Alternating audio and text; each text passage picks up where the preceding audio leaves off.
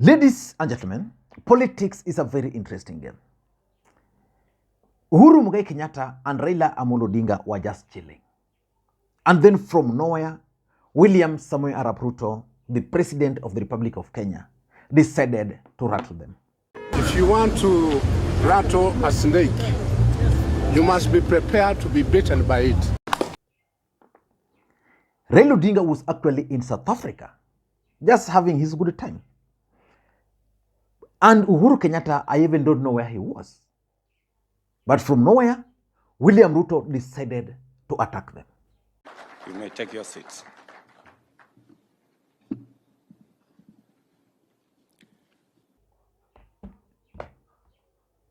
And as fate would have it, as we speak now, William Ruto is actually shocked at the turn of events. Because Azimio are now insisting that William Ruto is actually a ghost president. But why would William Ruto, who is the President of the Republic of Kenya, then decide to attack Uhuru Kenyatta, a man he himself claimed to have appointed to continue with his diplomatic assignment? Why would he then attack Uhuru Kenyatta? I commit on the peace initiatives in our country, in our region, including both in Ethiopia and in the Great Lakes region. I have asked my elder brother, President Uhuru Kenyatta, who has done commendable engagement with those regions, and he has graciously agreed to continue chairing those discussions on behalf of the people of Kenya. I have committed that the government of Kenya, and myself in particular, will support those initiatives that will be chaired by President Uhuru Kenyatta. And I want to thank you, Your Excellency, for graciously agreeing to support us and to help me in those interventions. As a matter of fact, it was not the first time William Ruto was attacking Uhuru Muigai Kenyatta. Mr. President, please be a decent human being. Kuwa muungwana, kuwa na shukurani. Sisi ndio tulikusaidia. Wacha kujifanya saizi eti sijui unajifanya nini. Please, ama niaje my friend. Sasa eti wewe sasa unaanza kunithreaten mimi. Hata utanifanya nini? Bora usiue watoto wangu. Lakini mimi na wewe tafadhali tuheshimiane. So the truth of the matter is that William Ruto decided, okay, let me attack Raila and Uhuru. Then these guys were not going to respond. And then he was going to achieve certain objectives. Unknown to him, Uhuru and Raila, I think, got tired. And then a few days later, they unleashed the whistleblower, who then gave accounts on how Wafula Chebukati stole the elections.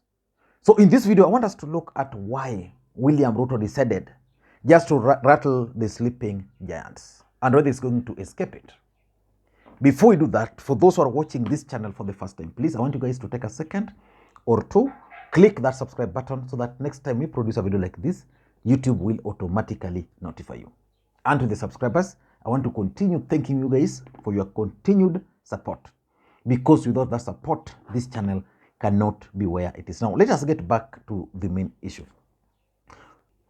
Why do you think William Ruto, the President of the Republic of Kenya, decided from nowhere to attack Raila, to attack Uhuru, and to attack everybody about the performance of Wafula Chebukati? Because Wafula Chebukati's term in office had just ended, and therefore his role, future role in IEBC, was not going to be tenable. So why would William Ruto come out openly to defend Wafula Chebukati, which is his right, but then try to link Uhuru and Raila when he is actually the president? For me, I think William Ruto wanted to achieve the following. Number one, William Ruto was actually annoyed by the fact that there was certain information which are going to leak to the public. As the President of the Republic of Kenya, I am certain and 100% sure that William Ruto was aware that there were certain individuals within IEBC who are working with some international organizations, and that this international organization was going to release the truth about the 2022 general election. And because this truth was going to hurt him, was going to put questions about his legitimacy, I think he was just mad. And he got the right opportunity to attack these guys. So for me, if I were Ruto, I would not really have attacked these guys, but I would have proceeded with the commission of inquiry, because he had stated that he was going to form a commission of inquiry to investigate what transpired at the Bomas of Kenya. Of course, William Ruto controls parliament as we speak.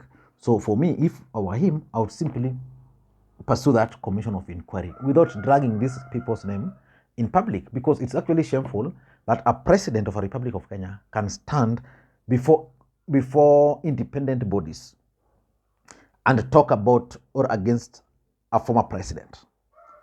But he did that. Why do you think he did that? Ruto was annoyed. He knew that within a few days, the information were going to come out. So that's number one. Number two, also trying to think that Ruto is just keen on provoking Uhuru Kenyatta and Raila Odinga to respond. So far, Uhuru Kenyatta has refused to respond to Ruto. Or if he has responded, let me know. Uhuru has maintained that silence. And I think that silence by Uhuru Kenyatta is what is really eating into William Ruto. He's tried all avenues just to provoke Uhuru so that Uhuru can respond. Uhuru has said, I'm not responding. But one thing Uhuru Kenyatta did, which I actually predicted would be a big problem.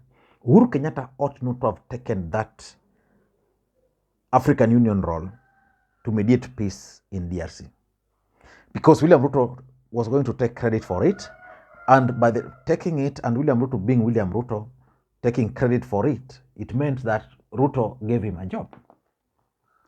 But yes, he took it over.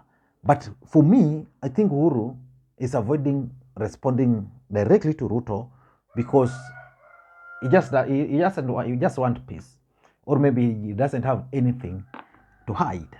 But Ruto is actually keen on provoking Uhuru so that Uhuru can respond, do something. Uhuru is telling him, I'm not. Actually, that's why at that particular time, he talked of Uhuru Kenyatta as eliminating or assassinating the children and the rest.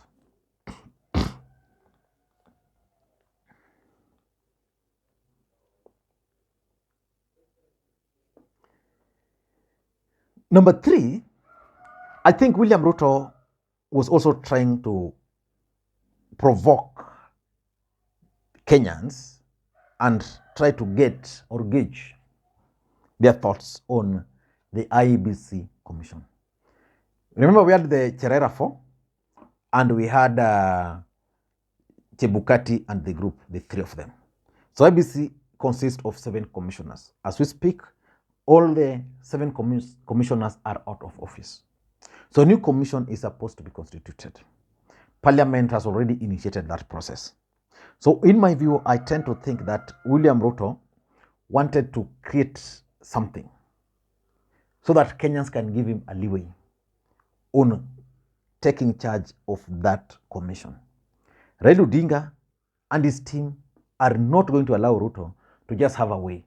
And indeed, William Ruto wanted to have a say by appointing two members to the selection panel, and I think later on they agreed that Azimio was going to produce one, they are also going to produce one.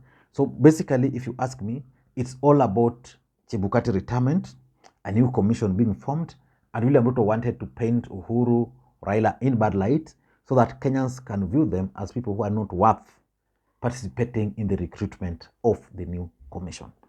That, in my view, has failed. And I think number 4 is that William Ruto is also keen on reigniting the anti-Uhuru sentiment. William Ruto was supposed to go to the mountain. And of course, even today he's in the mountain. He wanted to create that anti-Uhuru sentiments ahead of their visit. You know, what Ruto is failing to understand is that the mountain really never voted for him because they loved him. The mountain voted for Ruto because they hated Raila. Those who support Ruto in the mountain don't love him. That is the truth. And the sooner William Ruto realized this, the better. I've always told people that, for example, in our region, Luo Nyanza, voters normally don't vote for leaders. They vote against a leader. So that if a leader is unpopular, for example, they elect you and you become unpopular, what happens is that they will get anybody just to remove you. But no, they'll not vote for somebody to replace you because that they love that person. That's exactly what happened to Ruto in the mountain. And Rigathi Gachagua is trying to fix this. He wanted to, Ruto understands that the mountain voted for him because they didn't like Raila Odinga. And why do you think the mountain didn't like Raila Odinga? It's because Uhuru was supporting him. Otherwise, they would have supported Uhuru Kenyatta. But because Uhuru was supporting Raila and they hated Raila, it was simple that the person who was going to benefit was Ruto. So Ruto is still trying to maintain that anti-Uhuru sentiments in the mountain, in the hope that those anti-Uhuru sentiments can be sustained for the next few years. Of course, he can sustain it. If William Ruto could sustain a presidential campaign for 5 good years, from 2017 to 2022, I don't think as a president, if sustaining those anti-Uhuru sentiments can be difficult, but he must figure out that the people who voted for him in the mountain really did not vote for him because they love him. And that's why basically I think he was mad, trying to attack Uhuru, to paint Uhuru as bad man, things like those. And lastly, there is also this issue of Wafula Chebukati legacy at IEBC and William Ruto's legitimacy. Because Ruto is trying to make Wafula Chebukati appear as if he's someone who is the best gift to ever arrive in Kenya.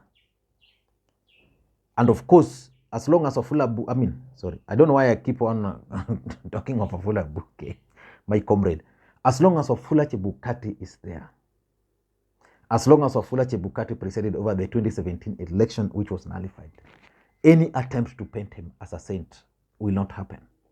And of course, as long as there are questions about the 2022 election, William Ruto will not get that legitimacy. The only thing which is happening is that Kenyans have moved on and Kenyans have accepted. Raila Odinga has accepted, Uhuru has accepted, everybody has accepted that Ruto is the president. But that legitimacy which is trying to force is not going to work. I don't know what you think. That's my take. Thank you and may you have a good day.